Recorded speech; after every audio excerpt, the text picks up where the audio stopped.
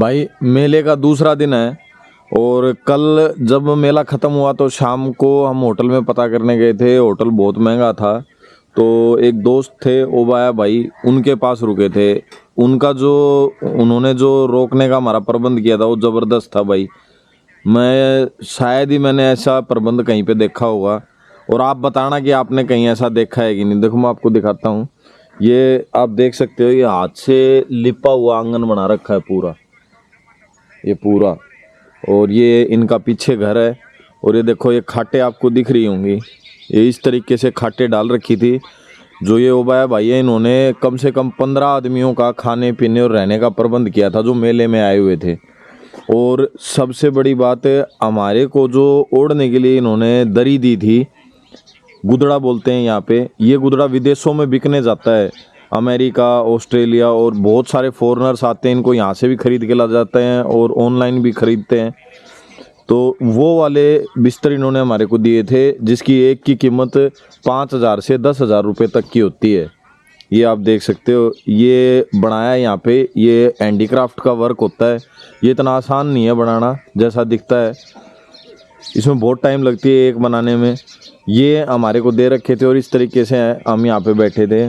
और मैंने पहली सुकून की रात आराम से सोया हूँ मैं, कम से कम भी 15-20 सालों में। जब से हमने गांव छोड़ा है, गांव छोड़ के हम बाहर आ गए हैं, गुजरात कच्छ में रहते हैं, तो मैं पहली बार ऐसी शांति में आराम से सोया हूँ। राम राम भाई साहब। और ये भी हमारी तरह मेहमान हैं, इनके पहले के मित्र हैं। आप कहाँ से हो साहब? चौबारी भचाऊ तालुका। भचाऊ तालुका। ये भचाऊ से आए हैं यहाँ पे मेला देखने के लिए। और ओबाया भाई को आप पहले से जानते थे? हाँ, पहले। कितने साल से जानते? आज 10-20 साल थी। 10-20 साल से जानते हैं। तो ये हमारे ओबाया भाई। राम राम ओबाया भाई, कैसे हो? बहुत अच्छा। तो भाई ये ओबाया भाई हैं, इन्होंने हमारा रहने का प्रबंध किया था। रात को होटल में हम रुक नहीं पाए भाई, हमारे पास पैसे नहीं थे इतने, तो इन्होंने ही रोका, क्योंकि होटल बहुत महंगे हैं यहाँ पे। 5,000-6,000 रुपये एक रात का रूम का था। इन्होंने कम से कम हमारी तरह 15 आदमियों का खाना पीना और रहने का प्रबंध किया हुआ है। और इनके पास माल है, भैंसे इनकी भैंसे भी दिखाऊंगा। 2 साल पहले हम मिले थे, पहली बार 2 साल हो गए थे अपने को, पहले वाले मेले मिले थे।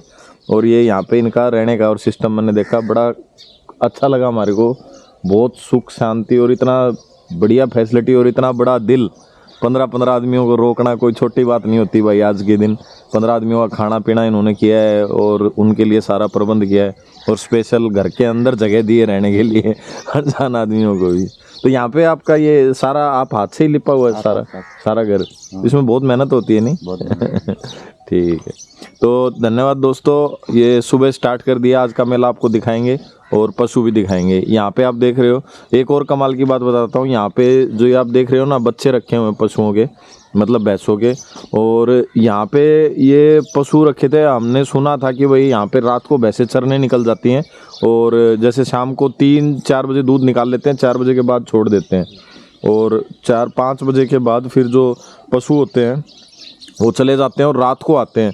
तो हम यहाँ पे मैं पहुँच गया था 9:30 बजे, और सुबह 3:30-4 बजे के आसपास भैंसें आ गई, दूध दिया। और दूध देने के बाद हाँ ना उधर नहीं, और दूध निकालने के बाद फिर हमने फिर वापस से इन्होंने छोड़ दिया था ना। ठीक, तो भाई सुबह 7-7:30 बजे का टाइम है और आप ये देख सकते हैं अभी पशुओं ने का दूध निकाल दिया है। अब ये थोड़ी देर यहाँ पे आराम करेंगे और फिर ये अपने आप चरने के लिए चले जाएंगे। कोई चरवाहा इनके साथ नहीं जाएगा।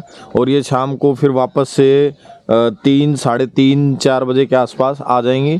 फिर इनको दूध दुहाई करेंगे, दूध दुहाई के बाद रात को फिर निकल जाएंगी। यही इनका प्रोसेस रहता है। तो ये अपना जो है ओबाया भाई से पूछते हैं कैसे ये रहती है। ओबाया भाई, जो आपके पशु हैं इनके बारे में थोड़ा बताओ मेरे को। ये कितने बजे आते हैं चरने? अभी ये आपने अभी 7-7:30 बजे हैं, अभी दूध निकाल लिया सबका, अभी ये बाहर चले गए। अभी ये कहाँ जाएंगे चरने? जंगल में चले जाएंगे। फिर वापस कितने बजे आएंगे? लगभग 11 बजे, दोपहर को 11 बजे। फिर दोपहर को 11 बजे फिर दूध कितने बजे निकालोगे? 3-3:30 बजे। तो 11 से 3-3:30 बजे तक यहीं पे रहेंगे अपने आप? फिर बांध के निकालोगे ऐसे ही? बांध के निकालोगे, फिर छोड़ दोगे वापस? फिर चली जाएंगे। अच्छा, तो यहाँ पे मुख्य काम यही रहता है अपना पशुपालन का? दूध दोना, वीडियो कुछ नहीं।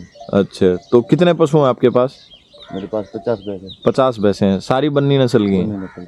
अच्छा, तो अपने जो दूध देती होंगी वो कम से कम कितना देती है और ज़्यादा से ज़्यादा मतलब एवरेज कितना होगा बीच का? अभी एवरेज है मेरे पास 7 लीटर एक टाइम की दवाई है। 7 लीटर की एक टाइम की, यानी 14 लीटर की भैंस है आपके पास। तो 14 से थोड़ा बहुत कम भी होगा, थोड़ा बहुत ज़्यादा भी बहुत होगा। ज़्यादा वो कम। हाँ, मतलब बीच का ये रह गया। और आपका पानी का भी काम रहता है?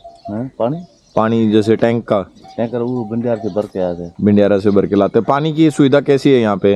ठीक आता है, नर्मदा का पानी आता है। नर्मदा का पानी आता कोई तकलीफ होती है तो हम भर के आते हैं। अच्छा, अगर मान लो कोई दिक्कत होती है तो फिर आप भर के ले आते हो? नहीं तो नर्मदा का पानी आता है उससे काम चलता है। पशुओं के लिए भी चल जाता है उससे काम? पशु के तो आता है तो बहुत आता है, नहीं आता तो तकलीफ होती है। अच्छा, ठीक भाई, जबरदस्त कॉम्बिनेशन है।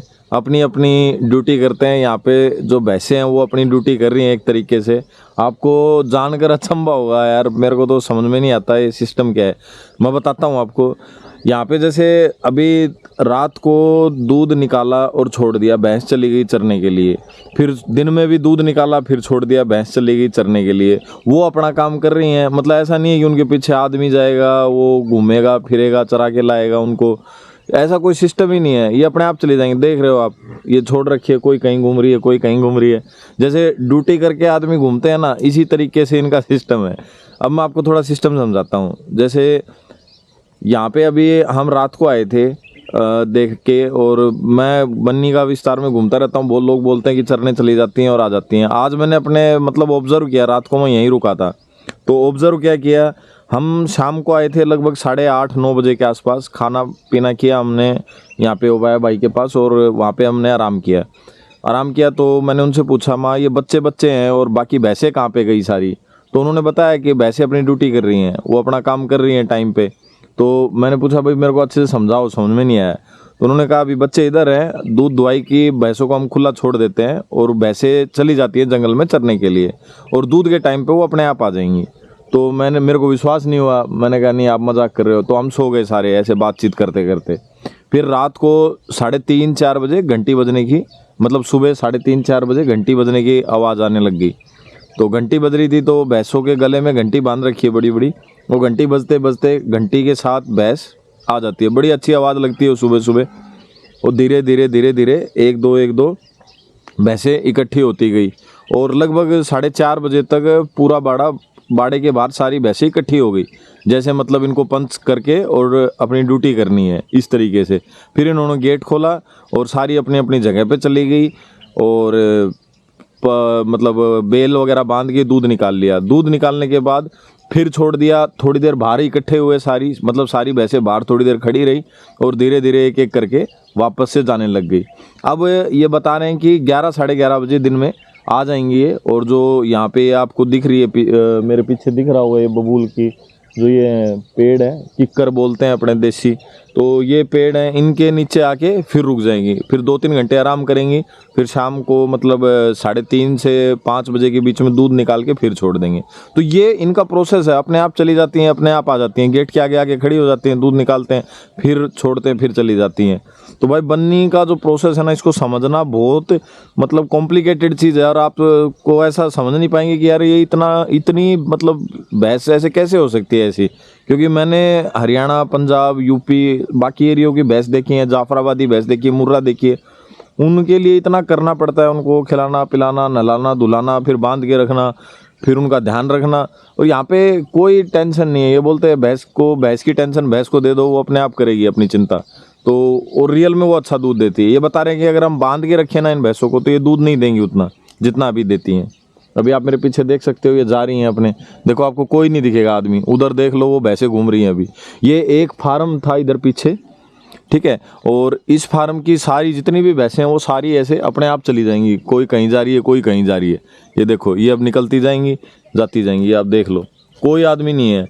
और ये जंगल में जाएंगी लगभग 3 किलोमीटर कम से कम, और ज़्यादा से ज़्यादा 15 किलोमीटर। तो 3 से 15 किलोमीटर दूर तक की दूरी तय करके ये अपने चर फिर के जंगल में घूम के जहाँ इनका मन करता है और घूम के फिर वापस आ जाती हैं। अब इनको कुछ भी नहीं कहा ना कोई और।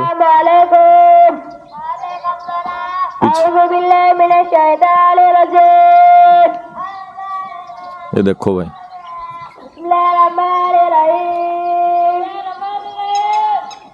Alhamdulillah ये आप देख सकते हो दूध वाली भैंसें हैं सारी।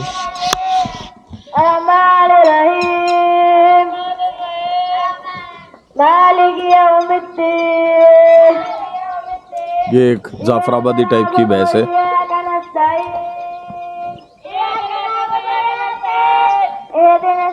देखो भाई कोई नहीं है, आपको कोई नहीं दिखेगा।